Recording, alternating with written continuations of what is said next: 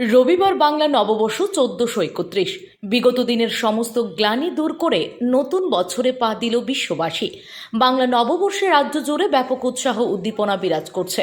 নতুন নতুন পোশাক পরে মন্দিরে মন্দিরে ভগবানের কাছে প্রার্থনা করছেন বাঙালি হিন্দু সম্প্রদায়ের লোকজনেরা। নববর্ষের দিনে হালখাতা যাত্রা থেকে শুরু করে বাড়িতে রকমারি খাবারের আয়োজন করা হয়ে থাকে।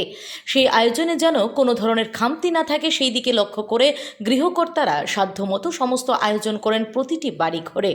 ভোজন রসিক বাঙালিদের কাছে চাই আবার পদ্মার ইলিশ। রবিবার সকাল থেকেই প্রতিটি বাজারে বাজারে কেনাকাটার ধুম লেগে গেছে। মাছ মাংসের দোকান থেকে শুরু করে মিষ্টির দোকান সর্বত্রই লম্বা লাইন লক্ষ্য করা গেছে। এবছর অন্যান্য বছরের তুলনায় ব্যবসা বাণিজ্যে অনেক ভালো বলে জানিয়েছেন ব্যবসায়ীরা। লোকাল গোয়ের মাছ কিরকম চলছে ব্যবসা? ব্যবসা তো কোনো বুঝতে পারতেছি না, বাজার থেকে দম আইতেছে। গ্যাসের কিরকম হয়েছে?